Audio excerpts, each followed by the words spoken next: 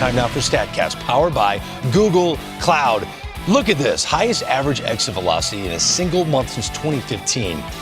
Albert's back to the way he was before he went to Anaheim.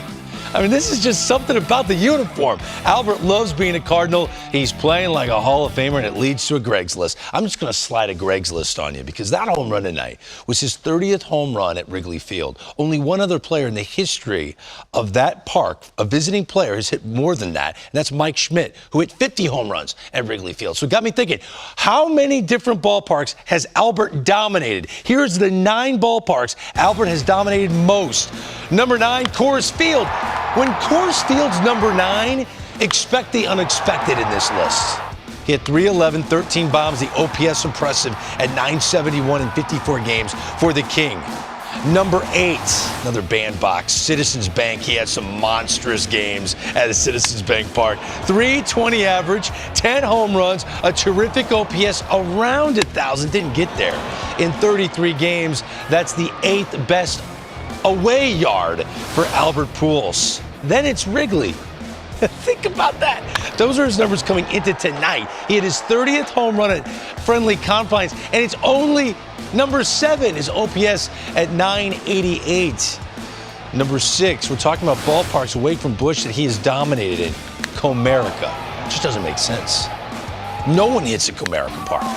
Well, other than Miggy, but I guess we're talking about the 2 best right-handed hitters of this era, Miggy and Pujols. Pujols hitting 333, 990 OPS in Detroit. Number 5, this makes sense.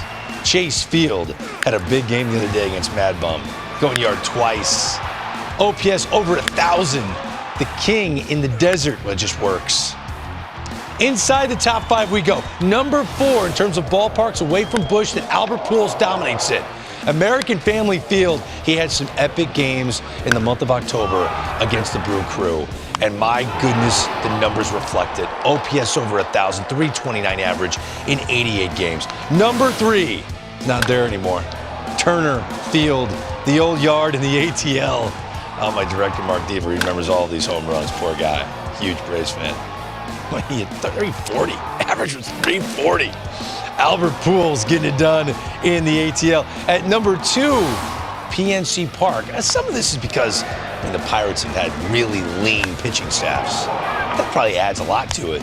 OPS creeping towards 1,200, 32 bombs, and he hit over 370. But the number 1 park that Albert Pujols dominated in, the Big Apple, Shea Stadium. Albert, Chipper, it's where Hall of Famers go to shine. 1174 OPS, 365 batting average, 9 home runs. Albert Pujols tonight hit his 30th home run at Wrigley Field, and it wasn't even in the top 5 in terms of yards that Albert has dominated in. Cliff Floyd, what do you think of that list, man? It's pretty hot.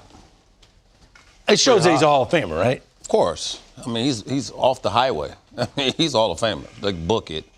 The one thing I'm always impressed with when you talk about,